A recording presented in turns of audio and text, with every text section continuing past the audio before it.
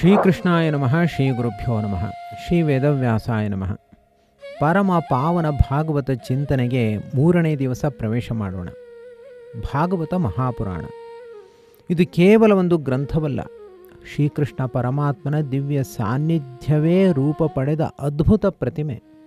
ಸಮಗ್ರ ಭಾಗವತ ಗ್ರಂಥ ಶ್ರೀಕೃಷ್ಣನ ಸಾನ್ನಿಧ್ಯವನ್ನು ತನ್ನೊಳಗೆ ಹೊತ್ತಿರುವ ಒಂದು ಚೈತನ್ಯಮಯ ವಿಗ್ರಹ. ಭಾಗವತ ಚಿಂತನೆಯ ಸಂದರ್ಭದಲ್ಲಿ 2ನೇ ಶ್ಲೋಕವನ್ನು ನಾವು ಅವಲೋಕನ ಮಾಡುವ ಸಂದರ್ಭದಲ್ಲಿ ಭಾಗವತ ಏನು ಹೇಳಲಿಕ್ಕೆ ಹೊರಟಿದೆ ಎಂಬುದನ್ನು ಈಗಾಗಲೇ ನಾವು ತಿಳಿದುಕೊಂಡಿದ್ದೀವಿ. ಇದರ ಪ್ರಧಾನ ಉದ್ದೇಶ ಏನು ಎಂಬುದನ್ನು ಈಗ ತಿಳಿಯೋಣ. ಪರಮಾತ್ಮನನ್ನು ಪ್ರತಿಪಾದನೆ ಮಾಡುವುದೇ ಭಾಗವತ ಗ್ರಂಥದ ಪ್ರಧಾನ ಉದ್ದೇಶ. ಸಮಗ್ರ ಬ್ರಹ್ಮಾಂಡವನ್ನು ಧಾರಣೆ ಮಾಡಿರುವವನು ಆ ಪರಮಾತ್ಮ. ನಮ್ಮನ್ನು, ನಿಮ್ಮನ್ನು, ಎಲ್ಲ ಜೀವಿಗಳನ್ನು ಧಾರಣೆ ಮಾಡಿರುವವನು ಆ ನಾರಾಯಣ. ನಮ್ಮ ಜೀವನವನ್ನೇ ಧಾರಣೆ ಮಾಡಿ ನಡೆಸುತ್ತಿರುವ ಧರ್ಮ ಸ್ವರೂಪನಾದ ನಾರಾಯಣ. ಇಂತಹ ಧರ್ಮ ಸ್ವರೂಪನಾದ ನಾರಾಯಣನ ಪ್ರತಿಪಾದನೆಯೇ ಭಾಗವತದ ಮುಖ್ಯ ಉದ್ದೇಶ. ಇದೊಂದೇ ಅಲ್ಲ, ಜೊತೆಯಲ್ಲಿ ಪ್ರೋಜ್ಜಿತ ಕೈತವಃ ಧರ್ಮ ಅಪಿ ಅತ್ರ ವಿಷಯ. ಮೋಸ, ಕಪಟ, ಸ್ವಾರ್ಥಗಳಿಲ್ಲದ ಧರ್ಮದಿಂದ ಕೂಡಿದ ಜೀವಸ್ವರೂಪಕ್ಕೆ ಹೊಂದಾಣಿಕೆಯಾಗುವ ಶುದ್ಧ ಧರ್ಮವನ್ನು ಪ್ರತಿಪಾದನೆ ಮಾಡುವುದು ಕೂಡ ಈ ಗ್ರಂಥದ ಮತ್ತೊಂದು ಮುಖ್ಯ ಉದ್ದೇಶ. ಈ ಭಾಗವತ ಗ್ರಂಥದಲ್ಲಿ ಹೇಳಲಿಕ್ಕೆ ಹೊರಟಿರುವ ಎಲ್ಲ ಭಾಗವತೋತ್ತಮರ ಕಥೆಯೂ ಕೂಡ ಪ್ರೋಜ್ಜಿತ ಕೈತವವೇ ಆಗಿದೆ. ಶುದ್ಧ ಧರ್ಮಾನುಷ್ಠಾನ ಮಾಡಿದ ಮಹಾಮಹಿಮೋಪೇತರೇ ಆಗಿದ್ದಾರೆ. ಹೀಗೆ ಭಾಗವತ ಗ್ರಂಥದಲ್ಲಿ ಪ್ರತಿಪಾದ್ಯವಾದ 2 ಮುಖ್ಯ ವಿಷಯಗಳು, ಒಂದು ಧರ್ಮಸ್ವರೂಪನಾದ ನಾರಾಯಣ, ಮತ್ತೊಂದು ಅತ್ಯಂತ ಪ್ರಾಮಾಣಿಕವಾದ ಜೀವಸ್ವರೂಪಭೂತವಾದ ನಾವು ಅನುಷ್ಠಾನ ಮಾಡಲೇಬೇಕಾದ ಧರ್ಮಾಚರಣೆ. ಇದೆರಡು ಭಾಗವತ ಗ್ರಂಥದ ಮುಖ್ಯ ವಿಷಯ. ಇಲ್ಲಿಗೆ ವಿಷಯ ಪ್ರತಿಪಾದನೆ ಮುಗಿಯಿತು. ಈಗ ಭಾಗವತ ಗ್ರಂಥವನ್ನು ಯಾರು ಓದಲಿಕ್ಕೆ ಅರ್ಹರು, ಇದರ ಅಧಿಕಾರಿಗಳ್ಯಾರು ಎಂಬುದನ್ನು ತಿಳಿಯೋಣ. ಭಾಗವತವನ್ನು ಯಾರು ಓದಬಹುದು? ಒಂದು ದೊಡ್ಡ ಗೊಂದಲ, ದೊಡ್ಡ ಪ್ರಶ್ನೆ. ಇದೊಂದು ರುಚಿಯಾದ ಹಣ್ಣು. ರುಚಿಯಾದ ಹಣ್ಣನ್ನು ಯಾರು ತಿನ್ಬೋದು? ಹಸಿವೆ ಇರುವವರು ಎಲ್ಲರೂ ಕೂಡ ತಿನ್ಬೋದು. ಹಾಗೆ ಭಾಗವತವೂ ಕೂಡ. ಇದನ್ನು ಪ್ರತಿಯೊಬ್ಬರೂ ಕೂಡ ಓದ್ಬೋದು, ತಿಳ್ಕೊಳ್ಬೋದು. ವೇದಾದಿ ಗ್ರಂಥಗಳಿಗೆ ನಿರ್ದಿಷ್ಟ ನಿಯಮಗಳಿದೆ. ಇಂಥವರು, ಇಂಥ ಸಂಸ್ಕಾರವನ್ನು ಹೊಂದಿರುವವರು ಮಾತ್ರ ಓದಬೇಕು ಅನ್ನುವಂತಹ ನಿಯಮಗಳಿವೆ. ಮಹಾಭಾರತದಲ್ಲಿ ಒಟ್ಟು 60 ಲಕ್ಷ ಶ್ಲೋಕಗಳಿವೆ. ಅದರಲ್ಲಿ 59 ಲಕ್ಷ ಶ್ಲೋಕಗಳು ದೇವತೆಗಳಿಗೆ ಮಾತ್ರ, 1 ಲಕ್ಷ ಶ್ಲೋಕಗಳು ಮನುಷ್ಯರಿಗೆ. ಹೀಗೆ ಎಲ್ಲೆಡೆಯೂ ಕೂಡ ಒಬ್ಬೊಬ್ಬರಿಗೆ ಒಂದೊಂದು ಅಧ್ಯಯನವನ್ನು ಧರ್ಮಶಾಸ್ತ್ರ ನಿರ್ಣಯ ಮಾಡುತ್ತೆ.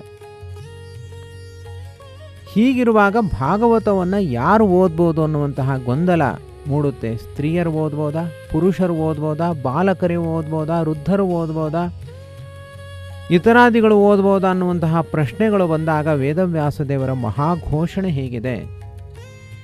ಮುಕ್ತ ಕಂಠದಿಂದ 2 ಕೈಗಳನ್ನು ಎತ್ತಿ ಘೋಷಣೆ ಮಾಡ್ತಾರೆ ವೇದವ್ಯಾಸದೇವರು. ನಿರ್ಮತ್ಸರಾಣಾಂ ಸತಾಂ. ಮಾತ್ಸರ್ಯವಿಲ್ಲದ ಎಲ್ಲ ಸಜ್ಜನರು ಕೂಡ ಈ ಗ್ರಂಥವನ್ನು ತಿಳಿದುಕೊಳ್ಳಬಹುದು. ಬ್ರಹ್ಮಚಾರಿಗಳಾಗಿರಲಿ, ಗೃಹಸ್ಥರಾಗಿರಲಿ, ಸ್ತ್ರೀಯರಾಗಿರಲಿ, ಪುರುಷರಾಗಿರಲಿ, ಯಾವುದೇ ವರ್ಣದವರೇ ಆಗಿರಲಿ, ದೇವತೆಗಳೇ ಆಗಿರಲಿ, ಪಿಶಾಚಿಗಳೇ ಆಗಿರಲಿ, ಯಾರು ಬೇಕಾದರೂ ಆಗಿರಲಿ, ಈ ಭಾಗವತ ಗ್ರಂಥವನ್ನು ಕೇಳಬಹುದು, ತಿಳಿದುಕೊಳ್ಳಬಹುದು. ಒಂದು ಮಾತ್ರ ಅರ್ಹತೆ ಆ ವ್ಯಕ್ತಿಯಲ್ಲಿ ಇರಬೇಕು, ಅವನು ಸಜ್ಜನನಾಗಿರಬೇಕು. ಅವನ ಮನಸ್ಸಿನಲ್ಲಿ ಮಾತ್ಸರ್ಯವು ಲವಲೇಶವೂ ಕೂಡ ಇರಬಾರದು. ನಿರ್ಮತ್ಸರಾಣಾಂ ಸತಾಂ. ನಿಷ್ಕಲ್ಮಶ ಮನಸ್ಸು ಇರುವಂಥವರು ಮಾತ್ರ ಭಾಗವತವನ್ನು ಕೇಳಲಿಕ್ಕೆ, ಹೇಳಲಿಕ್ಕೆ ಅರ್ಹರು, ನಿಜವಾದ ಅಧಿಕಾರಿಗಳು. ಭಾಗವತ ಗ್ರಂಥ ಪ್ರಾರಂಭವಾಗುವುದೇ ಒಂದು ದಾಸಿಪುತ್ರನ ಕಥೆಯ ಜೊತೆಯಲ್ಲಿ. ಸೂತ ಪುರಾಣಿಕರು, ಸೂತ ಜಾತಿಯಲ್ಲಿ ಹುಟ್ಟಿರುವವರೇ ಸಮಗ್ರ ಭಾಗವತನ ಉಪದೇಶ ಮಾಡಿದ್ದಾರೆ. ಸೂತ ಪುರಾಣಿಕರು ಅಲ್ಲಿ ಒಂದು ಪಿಶಾಚಿ, ಯಾವ ಜಾತಿ ವರ್ಣ ವ್ಯವಸ್ಥೆ ಇಲ್ಲದ ಪಿಶಾಚಿ ಭಾಗವತವನ್ನು ಕೇಳಿ, ದುಂದುಮಾರ ಅನ್ನುವಂತಹ ಪಿಶಾಚಿ ಭಾಗವತವನ್ನು ಕೇಳಿ ತನ್ನ ಪೈಶಾಚಿ ಜೀವನದಿಂದ ಮುಕ್ತಿಯನ್ನು ಹೊಂದುತ್ತೆ. ಹೀಗೆ ಎಂಥವರು ಬೇಕಾದರೂ ಕೇಳ್ಬೋದು. ಅಷ್ಟೇ ಅಲ್ಲ, ಸಾಕ್ಷಾತ್ ಸತ್ಯಲೋಕಾಧಿಪತಿಗಳಾದ ಚತುರ್ಮುಖ ಬ್ರಹ್ಮದೇವರು ಭಾಗವತವನ್ನು ಉಪದೇಶ ಪಡ್ಕೊಂಡಿದ್ದಾರೆ. ಶುಕಾಚಾರ್ಯರು ವೇದವ್ಯಾಸ ದೇವರಿಂದ ಭಾಗವತವನ್ನು ಕೇಳಿದ್ದಾರೆ. ಅತ್ರಿ, ಚವನ, ಶರದ್ವಾನ್ ಮೊದಲಾದ ಮಹರ್ಷಿಗಳು, ಇಂದ್ರಾದಿ ದೇವತೆಗಳು ಗಗನ ಮಾರ್ಗದಲ್ಲಿ ನಿಂತು ಈ ಭಾಗವತವನ್ನು ಶ್ರವಣ ಮಾಡಿದ್ದಾರೆ. ಇದರಿಂದ ಏನು ತಿಳಿಯುತ್ತೆ?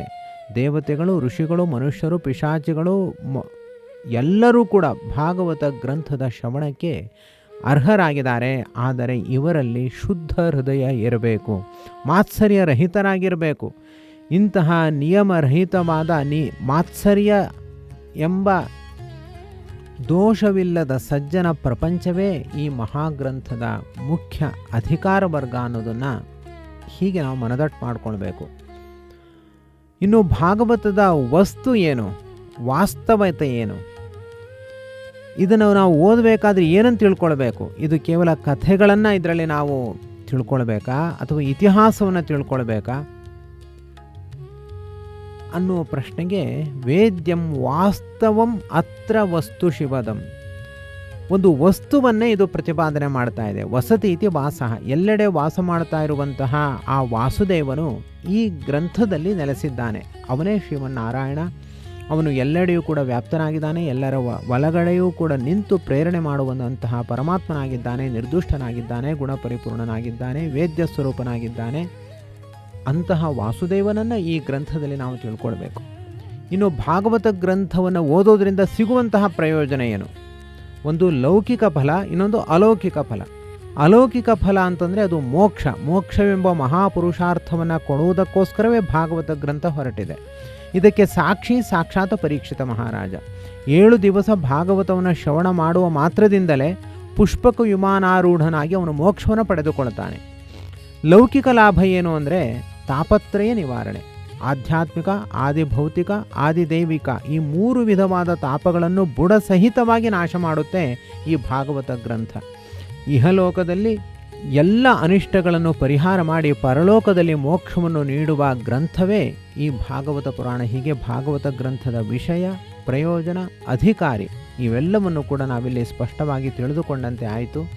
ಇಂತಹ ಭಾಗವತ ಗ್ರಂಥದ ಚಿಂತನೆಯನ್ನು ಆ ವೇದವ್ಯಾಸ ದೇವರ, ಶ್ರೀಕರ ನಾರಾಯಣ ದೇವರ ಪಾದಕಮಲಗಳಲ್ಲಿ ಸಮರ್ಪಿಸೋಣ. ಶ್ರೀಕೃಷ್ಣಾರ್ಪಣಮಸ್ತು.